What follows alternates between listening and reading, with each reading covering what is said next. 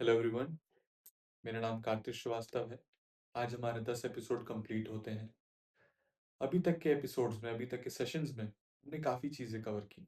हमने स्टार्ट किया artistic energy को पहचानने से, फिर हमने उससे ट्रैवल किया इमेजिनेशन तक, फिर art of listening, art of observation, listening to spontaneous performance, speech पे हमने बात की।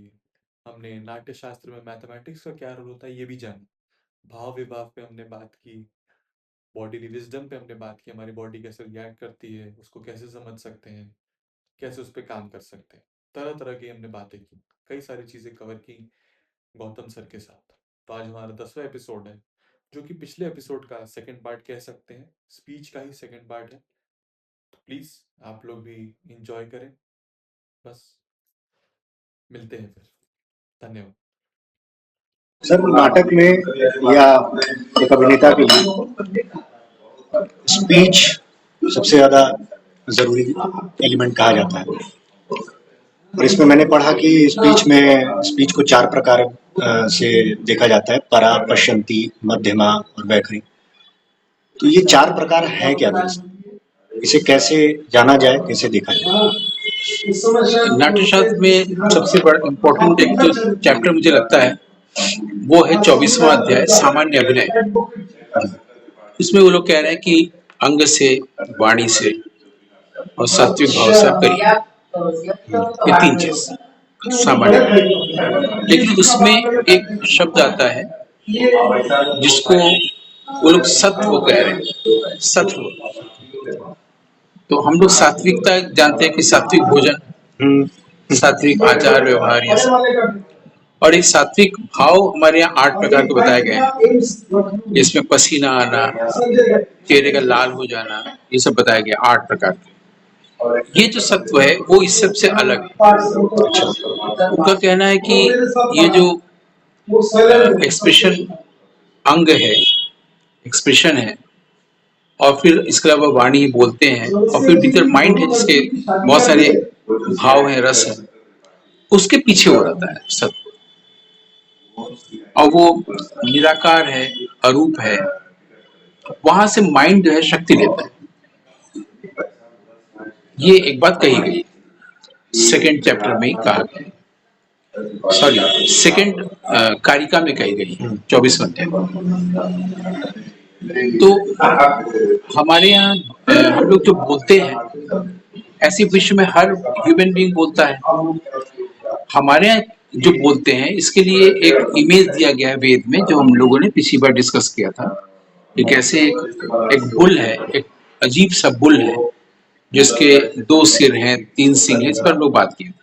और उसको मैंने रिलेट किया था कि हमारे बनारस में जो शिव की तस्वीर है, इमेज है, उसमें सांप भी है, त्रिशूल भी है, बुल भी है, सांड भी है। लेकिन उसका कोई मीनिंग कोई आदमी नहीं ढूंढता या ढूंढना चाहता भी नहीं है। लोग खाली बोलते हैं वो शिव की सवारी है, वाहन। लेकिन शिव के साथ वो वाक शक्ति है, उसकी वजह से हम बोल पाते हैं। तब कोई कल्याण भाव आता है, शिव भाव आता है। इसको रिलेट नहीं किया गया था, अभी तक नहीं किया गया था। हम लोगों ने डिस्कस किया, और वेद के 4थे अध्याय का ये मंत्र लेकर के हम लोगों ने आज शिव काशी में जो है जोड़ दिया। उनके साथ बुल है, तो वही बुल तो वेद में है। सर, वो बुल, इसको शिव जी को ऐसे देखें कि वो बुल, वो त्रिशूल, स्वयं शिव जी, ये तीनों मिल करके शिव बनते हैं। एक्चुअली हम लोग जो मनुष्य देह में भगवानों को देखते हैं, देवताओं को देखते हैं ना, ये देखना चाहते हैं इसलिए ऐसा करते हैं। ग्रीस में एक टर्म है एंथ्रोपोमॉर्फिज्म, एंथ्रोपोस और मॉर्फिन। मॉर्फिन मतलब ईश्वर, एंथ्रोपोस माने मानव शरीर। ईश्वर को मानव शरीर के रूप में हम लोग देखना चाहते हैं। लक्ष्मी को, सरस्वती को, शिव को बनाते हैं।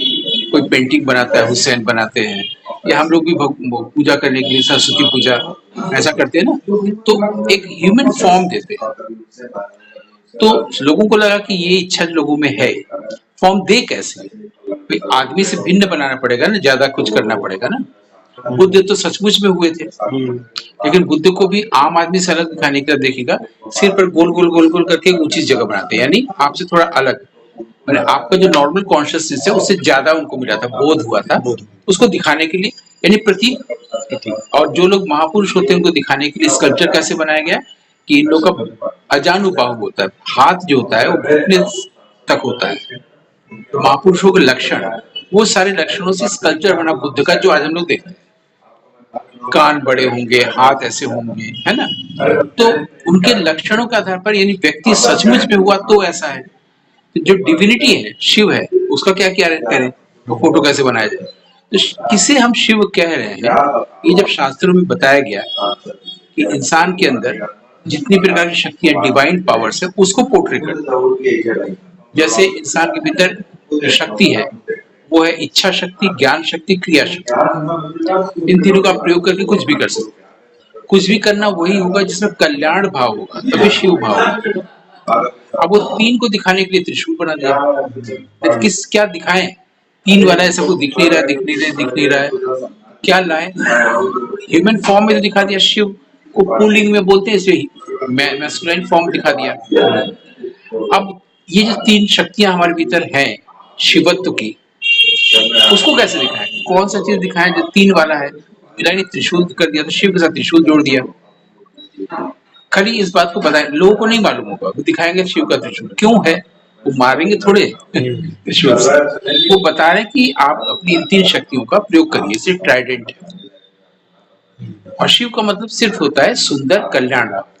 जब भी आप इस संसार में कोई भी मंगल कामना के साथ कोई भी काम करने जाए, जिससे दूसरों का मंगल हो, इन तीन शक्तियों का प्रयोग करेंगे, तो शिव जो ईश्वर तत्व है वो आपके साथ होगा। इसी जब ऐसा काम कोई भी आदमी करने जाता है, उसके साथ पूरा कॉस्मोस करने लगता है वही काम। तो आपको लगता है कि इसके लिए अगर इस तरह की किताब, तुरंत कॉस्मोस आपको किताब दे देता है, इसके लिए 3 फीमेल कैरेक्टर्स चाहिए, 3 फीमेल आ जाता है, कॉस्मोस कर रहा है आपके साथ। तो शिव इस तरह का है, शिव माने कॉस्मिक डांस ऑफ शिवा, जिसको हम लोग नटराज कहते हैं, ठीक। वैसे बुल बनाया, तो बुल भी उन्होंने स्पीच के लिए बनाया। अच्छा, स्पीच के लिए बनाया। वो स्पीच हम लोगों में कैसे होता है इस बात को बताने के लिए, जो कि ये जो चतवारी सिंह वाला जो चौथे मंडल में है, ये उसके ठीक पहले मंडल में है कि चतवारी बाघ। बाघ के 4 स्तर होते हैं। पहला आदमी जानता है 3 गुफा में छुपा रहता है, वो योगी लोग, ऋषि मुनि लोग ढूंढते हैं। तो पहला जो होता है उसको पूरा विश्व जानता है, क्योंकि विश्व बोलता है। लेकिन उसमें ये 3 वाला कंसेप्ट नहीं है, हमारे भारत में बनाया है योगियों ने। उन्होंने ढूंढा, उनको मिला। उनका कहना है कि जो जहां से ये आप लोग बोलते हैं, उसका जो शब्द तत्व, अगर इसको बोले थोड़ी देर, तो इसको वाक बोला गया है, और बाहर स्पीच बोला गया। तो वाक का अंग्रेजी स्पीच नहीं है, और स्पीच का हिंदी वाक नहीं है। उसके लिए कोई शब्द ही नहीं आता, क्योंकि वाक जिस लेवल पर, उसमें 4 लेवल्स है, स्पीच है ही नहीं है। तो लेकिन एक बहुत लूज ट्रांसलेशन ये है स्पीच। तो जो स्पीच है उसको हम लोग शब्द तत्व बोलते हैं। वो शब्द कहाँ से आते हैं जो लोग बोलते हैं? बचपन में सिखाया गया कि अमरूद, वैसे थोड़े बोलते हैं। हम लोग बोल कैसे लिए? और अगर हम लोग ये वाक शक्ति नहीं होती, पूरा सोचिए पूरी दुनिया में हर इंसान गूंगा होता है ना। तो वो शब्द तत्व उनका कहना है कि एक ही शब्द तत्व है ओमकार, जो हम लोग के बियॉन्ड है। वो ह्यूमन कॉन्शियसनेस में रिफ्लेक्ट करता है जब हम शांत होते हैं। तो वो उसको उन्होंने कहा कि शब्द तत्व का वो जो ओमकार है, अनहद नाद, वो परा है। वो जो ह्यूमन कॉन्शियसनेस में हमेशा आ रहा है। हम लोग जब शांत नहीं रहते, उस पर ध्यान नहीं देता, तो शांत रहते हैं जब बाहर से नहीं बोल रहे हैं, और मन भी शांत है, क्योंकि मन भी शब्दों से बना हुआ है। शब्द चित्र हट जाए तो मन ही नहीं, थॉट नहीं आएगा। तो वहां भी शांत है, और बोलने में भी शांत रहते हैं, बॉडी भी स्टिल है, ठीक है। तो ऐसे में उधर ध्यान जाता है, भीतर भीतर की यात्रा अपने आप शुरू हो जाती है। तो वो परा से हमारे कॉन्शियसनेस में हमेशा जो आ रहा है, तब उसको देखता है कि कोई चीज कौंधा, कोई आइडिया, कोई वर्ड, कोई साउंड, कोई लाइट उसको हल्का सा लगता है। तो उस अवस्था को बोला गया पश्यंती, यानी पहली बार जब आप नोटिस करते हैं। नोटिस तब हुआ जब बाहर की दुनिया से ध्यान नहीं रहा, कि जब मन जब शांत है, बाहर को वर्ल्ड ही नहीं रहा, नो माइंड नो वर्ल्ड। अब आपका ध्यान पूरा भीतर चलेगा, भीतर की यात्रा। तो उधर ध्यान गया, कोई चीज हुआ, वो पश्यंती। अब आपने इसमें सोचना शुरू किया। अब माइंड का यूज जो बाहर की चीजों को लेकर था, जो आपको रेस्टलेस करता था, अब माइंड रेस्टफुली उस पर सोच रहा है। वो क्या था? वो जो कलर आया ऑरेंज कलर, है ना, वो क्या था? तो उससे बाद ये इसको बुला के मध्यमा अवस्था। अब आप वो जो आपके भीतर बना, उसके जो आप एक्सप्रेस करते हैं लोगों से, वो वैखरी जो हम लोग बोलते हैं, जो कि पश्चिम का स्पीच है। ये है पहली बात परा, फिर पश्चिमी, फिर मध्यमा, फिर वैखरी। तो ये जो भीतर काम हो रहा है, उसको फिर क्या मिलता है कि स्पोकन लैंग्वेज और साउंड मिलके स्पीच बनता है। साउंड अगर हटा दिया जाए तो स्पोकन लैंग्वेज में रहेगा, क्या होगा? आप बोल ही नहीं पाएंगे वैसे। लेकिन माइंड जो है वो है spoken language only, without sound. मध्यमा विदाउट साउंड, परा विदाउट साउंड, साउंड नहीं। अच्छा, वो परा साउंड नहीं, अभी तक नहीं, मुझे लग रहा था लेकिन कि जो परा साउंड है हम्म उसको सुना जा सकता है। उसको योगी लोग ही बताए हैं। जैसे आपको कभी बचपन से आज तक किसी ने, फादर ने या किसी टीचर ने यहाँ पर मारा होगा बहुत तेज, तो आपको इधर सन का आवाज भीतर से हो गया होगा, है ना? वैसी आवाज वो होती है, वो कान से नहीं आप सुनते, वो आप अपने भीतर सुनते हैं। वो अनहद की आवाज है। और आवाज को, जिसको हिंदी में ध्वनि कहते हैं, उसको संस्कृत में या बांग्ला में शब्द कहते हैं। साउंड को, कौवा या कबूतर, उसको शब्द नहीं कहते। एक कहीं आवाज हुई, उसको शब्द कहा गया। और सचमुच में शब्द का सिर्फ यही मतलब होता है, जिसमें वो अक्षरों का से बना हुआ समूह और साउंड मिलता है। स्पोकन लैंग्वेज प्लस साउंड, जिसको हम शब्द वाक्य आदि आदि कहते हैं भाषा, वो दरअसल साउंड को शब्द कहा गया है। ध्वनि को, ध्वनि का जो उच्चारित नाम हुए शब्द, उसके 10 समानार्थी शब्द हमारे शब्दकोश में, अमर कोश में बताए गए हैं। क्या क्या है, मेरी किताब में भी है, संगीत विमर्श। तो वो जो शब्द हुआ, माने आवाज भी ध्वनि हुआ, वो आवाज कान से आप नहीं सुन सकते, और वो आवाज आप सुन सकते हैं जब आप शांत होते हैं। वो हर वक्त आपके भीतर रिलेंटलेसली अहरह वो है। इसको योगी लोग सुनते हैं। इसके बारे में कबीर कहते हैं कि भीतर एक बाजा बाजे झिनझिनी सा, झिंगुर की आवाज से कबीर साहब बोलते हैं। योगी ऋषि मुनि सुनते हैं। और हम तो जब भी नोटिस करते देखते हैं, हाँ हम सुन रहे हैं, हमेशा सुनते रहते हैं। और जैसी ट्रैफिक की आवाज है, कुछ जैसे ध्यान का दिख रहा है, वो रुका ही नहीं है, हाँ, वो चल रहा है। चल ही रहा है। तो मैं सोने जा रहा हूँ और हेलमेट लगाने पर तो और सुनाई देता है। हाँ, तो बाहर की आवाज जब जाती है तो वो सुनाई देता है। तो वो जो आवाज है, इसको हम कान से नहीं सुनते, वो दरअसल उस बुल की आवाज है जो शिव के साथ है, जो माइंड के नीचे है, यानी माइंड के बियॉन्ड है, बिहाइंड है। माइंड जब शांत है, माइंड के पीछे है, जिससे माइंड शक्ति ले रहा है। तो वही सात्विक आया ना 24वें अध्याय में। तो ये यहाँ से हम लोग नाट्य शास्त्र को ऐसे पढ़ने की जरूरत है कि अगर आप स्पीच पर काम करना चाहते हैं, स्पीच पर काम करने का मतलब ये नहीं है कि म्यूजिक वाले अलग ढंग से करते हैं और ड्रामा वाले अलग ढंग से। म्यूजिक वाले क्या करते हैं, वो सुबह उठ के गार्गलिंग करते हैं गुनगुने पानी से, और जो खरज की साधना करते हैं, यानी षड जो है, षड 3 सप्तक होते हैं ना, स्केल, मंद्र, मध्य और सप्तक। तो मंद्र का जो सा है, उसको वो बोलते हैं सवेरे उठ के 5 बजे, सा ऐसे करते हैं। जैसे हम लोग गार्गलिंग करते हैं, ये म्यूजिक वाले करते हैं। एक्टर के क्या करते हैं, वो लोग आवाज को बहुत दूर फेंकते हैं, करीब करते हैं, थ्रो करना है। दोनों ही बोगस है।